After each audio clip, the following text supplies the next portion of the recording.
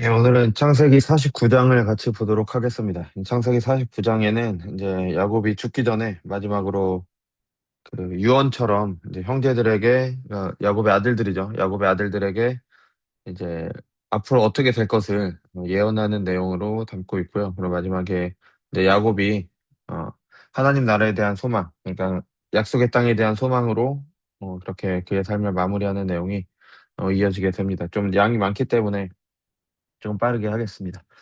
자, 야곱이 그 아들들을 불러 이르되 너희는 모이라 너희가 후일에 당할 일을 내가 너희에게 이르리라. 그래서 후일이라는 거는 이제 뭐 가나안 땅 정복 때부터 그리고 그 예수님께서 오실 때까지의 일을 이제 다 이렇게 아우르는 이스라엘 전체 역사를 아우르는 그런 일이 있습니다. 그죠? 너희는 모여 들으라 야곱의 아들들아 너희 아버지 이스라엘에게 들을지어다. 저 르우벤부터 시작이죠.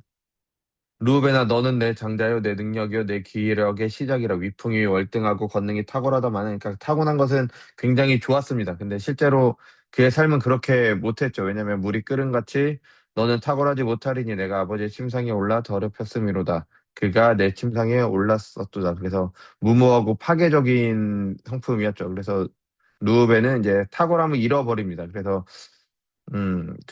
이 루벤 지파에서는 사사들이 나오지 않죠. 그래서 어떤 지도자의 역할을 전혀 하지 못합니다. 장자임에도 불구하고요. 그래서 우리가 이걸 보면서 생각해야 될 것은, 가진 것이 많을수록, 예, 타고난 것이 많을수록, 아니면 뭐 어떤 뭐, 모태 신앙을 가졌다든가 아니면은, 신앙에 깊다든가 뭐 은사가 좋다든가 뭐 여러 가지 것들이 있을 거잖아요. 근데 그럴수록 이제 겸손해야 되는 거죠. 사람이 뭐 세상 일에 대해서도 그렇지만 영적으로도 마찬가지입니다. 그죠?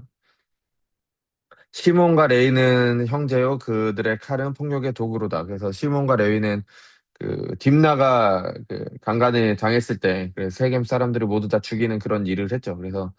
어 그래서 어떤 일은 내 호나 그들의 모의에 상관하지 말지어다. 내 영광아 그들의 집회에 참여하지 말지어다. 그들의 분노대로 사람을 죽이고 그들의 혈기대로 소의 발목 힘줄을 끊었음이로다. 그 노여움이 혹독하니 저주를 받을 것이요 분기가 맹렬하니 저주를 받을 것이라 내가 그들의 야곱 중에 나누며 이스라엘 중에 흩트리로다라고 이야기를 했습니다. 그래서 이 실제로 시몬과 레이는 잔인한 일을 할 때 서로 이렇게 짝짝꿍해서 그 일을 잘 했죠. 그래서 실제로 이제 시몬 같은 경우에는 어 그 유다 지파 그러니까 시몬의 땅이 유다 지파 안에 있었습니다. 그래서 따로 있는 게 아니라 어, 땅 분배를 따로 못 받고 그냥 유다 지파 안에서 그렇게 있었죠. 그래서 그들의 기업은 그러니까 시몬의 지파 걔 제비를 뽑았으니 그들의 기업은 유다 자손의 기업 중에서라. 그러니까 유다 지파가 있으면은 그 안에 이렇게 시몬 지파가 있어요. 그래서 실제로 약속의 땅을 받지 못했고요. 그리고 레위는 우리가 잘 아는 것처럼 레위인들은 각 성읍에 흩어져서 살게 됐죠. 뭐 특별히 맡은 역할이 있었지만 어쨌든 예, 흩어지게 됐습니다. 그래서 우리가 이제 여기에서는 생각해 봐야 될 게, 부부라고 해도, 그러니까 아주 친한 관계, 뭐, 교회 안에서 같은 성도라고 해서 무슨 일을 하더라도, 잘못된 일이 있으면은 서로 그것을 짝짝꿍해서 뭔가를 하는 게 아니라 서로 이제 경계를 해줘야 되는 거죠. 그러니까 내가 저 사람과 친하다고 맹목적으로 그 사람이 지지해 주는 게 아니라 저 사람이 잘못된 일을 하면은 브레이크를 걸 수도 있어야 되는 겁니다. 근데 이 시몬과 레이는 그렇게 하지 못했죠. 예, 그래서 결국 그런 저주를 받게 됩니다. 다음에 유다입니다. 유다는 너는 내 형제의 찬송이 될지라 내 손이 원수의 목을 잡을 것이요. 그러니까 항상 앞장서서 싸우는 그런 역할을 합니다. 내 아버지 아들들이 내 앞에서 절하리로다. 그 왕이 되는 거죠. 유다는 사자 새끼로다. 힘과 권력과 뭐 그런 게 있는 거죠. 그러니까 굉장히 용맹스럽고 그런 이미지입니다. 힘, 용기, 담대함, 또 정복하는 메시아 그런 이미지죠. 내 아들아 너는 움킨 것을 찢고 올라갔도다. 그가 엎드리고 웅크림이 숫사자 같고 암사자 같으니 누가 그를 범할 수 있으랴. 규가 유다를 떠나지 아니하며 이거는 규는 왕이 가지고 있는 걸 말하죠. 그러니까 통치자의 지팡이가 그 발 사이에서 떠나지 아니하기를 실로가 오시기까지 이르리니. 그래서 유다가 왕권을 가지고 있을 것이다. 그러면 이 실로가 오시기까지가 언제냐? 이 실로가 뭐냐? 그래서 예수님께서 오시는 거, 그러니까 메시아께서 오심을 나타낸다. 아니면 뭐 실로를 장소라고 봐서 뭐 유다가 실로를 지배할 때까지 아니면은 뭐 실로를 곡물이라고 봐서 곡물이 유다에게 가져갈 때까지 뭐 이런 식으로 해석하기도 하는데 아마 이게 그냥 메시아께서 오시기 전까지, 그러니까 메시아께서 오시기까지, 그러니까 유다 지파 가운데 메시아께서 오시기까지 이제 왕권이 유다 지파에 있을 것이다. 그래서 그게 가장 어울립니다. 왜냐면 이후에는 그에게 모든 백성이 복종하리로다라는 말이 나오기 때문에 이제 메시아의 통치를 말한다고 볼 수가 있죠. 그의 나귀를 포도나무에 매며 그 앞나귀 새끼를 아름다운 포도나무에 맬 것이며 또 그 옷을 포도주로 빨며 그 복장으로 포도즙을 빨리로다. 그래서 포도주는 여기서 부정적인 이미지가 아니라 기쁨의 이미지죠. 그의 눈은 포도주로 인하여 붉겠고 그의 이는 우유로 말미암아 희리로다. 그러니까 굉장히 아름다운 모습을 나타내는 겁니다. 그래서 포도주와 그 번영과 그리고 유다의 아름다움으로 그 메시아의 통치를 이제 잘 나타내고 있죠. 그래서 실제로 이 일이 유다 지파에게도 일어나죠. 우리가 아는 것처럼 예수님께서 이제 유다 지파 가운데 오시게 됩니다. 그래서 유다 지파처럼 우리도 이제 신자들도 그 혼자서 피하려고 하다기보다는 혼자서 잘 먹고 잘 살려고 하다기보다는 뭐 고난과 핍박이 따르더라도 하나님의 영광을 위해서 앞장서서 싸우고 헌신하는 그런 모습이 있어야겠습니다. 예, 다음은 스불론 지파죠. 스불론은 해변에 거주하리니 그곳의 뱀에는 해변이라 그 경계가 시돈까지로라. 그래서 스불론은 실제로 해변에 있었던 나라입니다. 그래서 그뭐 여호수아 잠깐 찾아볼게요. 뭐 몇 가지만 찾아볼게요. 다 찾긴 힘드니까. 여호수아 19장 10절부터 16절까지 보면은 이게 그 그러니까 해변가에 스불론의 자손이 땅 분배를 받게 돼요. 그래서 해변가에서 어떤 일을 했냐? 해변가니까 당연히 무역을 했겠죠. 무역을 하니까 부유했습니다. 그래서 그 부유를 가지고 이제 이스라엘 전체를 섬기는 그런 역할을 했습니다. 근데 이사갈은 양의 우리 사이에 꿇어 앉은 건장한 나귀로다. 건장한 나귀니까 뭔가 좀 세 보이잖아요. 그죠? 이사갈이 강합니다. 강한데 그가 쉴 곳을 보고 좋게 여기며 토지를 보고 아름답게 여기며 어깨에 짐을 메고 앞제 아래 섬기리라. 그래서 강하지만 스스로 이방인의 종이 됩니다. 그래서 이것을 이야기를 하는 거고요. 그래서 사사기 1장을 보면은 이스라엘이 강성한 후에야 가난한 족속에게 노역을 시켜고 다 쫓아내지 아니라. 그러니까 이 이사갈이 어, 그 가나안 족속을 다 쫓아내지 못했어요. 그래서 어떻게 됐냐면은 나중에 그들의 밑에 가서 일을 하게 됩니다. 왜냐하면 싸우기가 싫으니까. 싸우기가 싫다고 그들의 밑에 들어가서 일을 하게 되는 그 압제를 당하게 되는 거죠. 그래서 이 세상의 안락함을 위해서 노예 근성을 버리지 못하고 이제 자유 대신 이제 편함을 선택을 한 거죠. 그죠? 근데 신자들은 이러면 안 되겠죠. 그래서 그 가나안 족속과 싸우지 않고 이제 노예처럼 섬기는 삶을 선택을 했는데 그러니까 신자들은 그렇게 하지 말고 뭐 죄와 맞서 싸움이 힘들고 고난되지만 그 좀 편하게 하기 위해서 그것들의 노예로 사는 게 아니라 맞서서 싸워야죠. 죄와 거짓에 맞서서 투쟁을 해야 되고, 그리고 주어진 풍요, 스볼론처럼 주어진 풍요는 공동체를 위해서 같이 자신만의 것이 아니라 공동체를 위해서 그렇게 같이 사용해야겠습니다. 그게 하나님의 영광을 위하는 삶이 되겠죠. 가는 이스라엘의 한 지파같이 그 백성들이 심판하리로다. 그래서 단지파로 유명한 건 삼손이죠.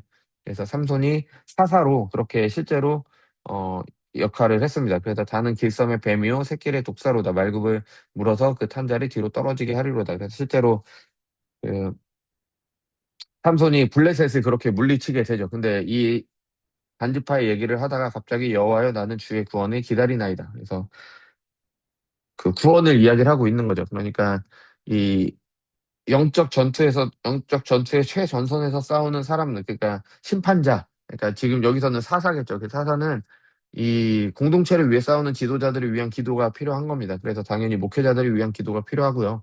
그리고 교회 안에서 그 리더십 있잖아요. 그 리더들을 위해서 기도하는 게 당연히 필요합니다. 왜냐하면 그들은 어찌 됐던 간에 우리 교회 안에서 그 죄와 사망 권세와 앞장서서 싸우는 입장에 있기 때문에 당연히 그들을 위해서 기도해야 되고 그들을 통해서 그들이 교회가 같이 유익을 누리게 되기 때문에 같이 기도를 해야 됩니다. 갓은 군대의 추격을 받으나 도리어 그 뒤를 추격하리로다. 그래서 실제로 갓은 갓지파는 그 모압이나 암몬에 의해서 굉장히 공격을 많이 받습니다. 근데 그것을 다 이겨내죠. 그래서 훈련을 받게 되는 겁니다.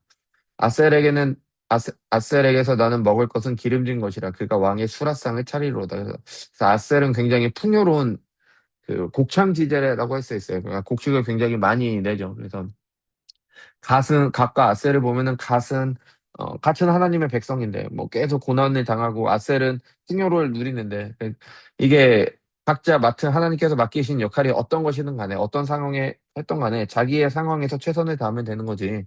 뭐 누구를 부러워하고 누구는 어떻고 뭐 이렇게 할 일이 아닌 겁니다. 그래서 하나님께서 어떠한 형편에서 두셨든지 각자 위치에서 충성하면 됩니다. 그래서 아셀은 얼마나 풍성했는지 나중에 이제 성전을 지을 때그 두로왕 히람이 그걸 보내요. 그 백한목 같은 걸 보내잖아요. 그래서 그것에 대해서 이제 그것을 받는 대신 엄청난 양의 곡식을 주는데 그게 아셀 지파가 주게 됩니다. 납달리는 노인 암사슴이라 아름다운 소리를 바라는도다. 납달리도 이런 일을 하게 되고요. 그다음에 요셉은 무성한 가지 곧 샘 곁에 무성한 가지라 그 가지가 담을 넘더라. 그래서 요셉을 통해서 그 복이 지금 이스라엘 다른 지파에게로 그리고 심지어 이방인에까지도 복이 그렇게 넘어가게 되죠. 팔 쏘는 자가 그를 학대하며 그래서 요셉은 많은 고난을 겪었죠. 실제로 애굽에 팔려오기까지 고난을 겪겠지만 적개심을 가지고 그를 쏘았으나 그리고 와서도 이제 그 보디발의 부인에 의해서 고발당하게 되는 거죠. 요셉의 활이 돌이어 굳세며 하지만 그 모든 것을 다 이겨냅니다. 하나님께서 함께 하시기 때문에 그의 팔은 힘이 있으니 이는 야곱의 적는자 이스라엘의 반석인 목자의 손을 힘입었습니다. 그래서 결국에는 이제 승리하게 됐죠. 예. 내 아버지의 하나님께로 말미암나니 그가 너를 도우실 것이요 전능자로 말미암나니 그가 내게 복을 주실 것이라 위로 하늘의 복과 아래로 깊은 샘의 복과 젖먹이는 복과 태의 복이로다.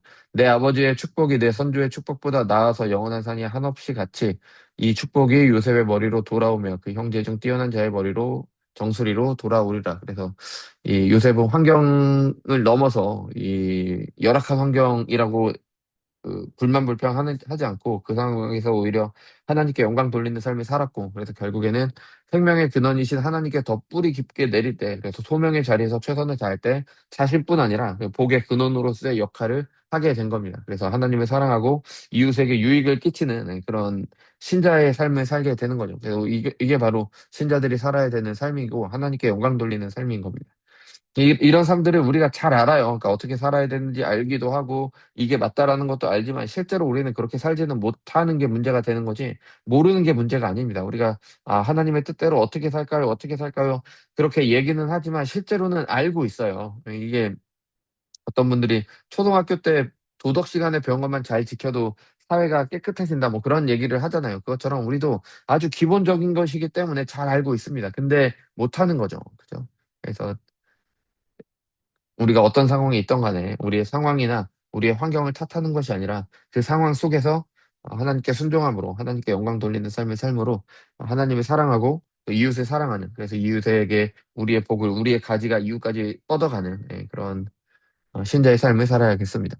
다음, 베냐민은 물어뜯는 일이다. 아침에는 빼앗은 것을 먹고 저녁에는 움킨 것을 나누려. 그래서 굉장히 폭력적이고 호전적이죠. 그래서 때로는 이런 역할이 중요한 역할을 하기도 했습니다. 그래서 사사기 3장에 보면은 에훗이 베냐민 지파예요. 그래서 베냐민 지파 사람 에훗이 그 에글론 왕을 죽이는 그런 역할을 하잖아요. 그러니까 중요한 역할을 하지만 때로는 이런 호전적인 성격이 공동체 안에서 분란을 일으키게 되죠.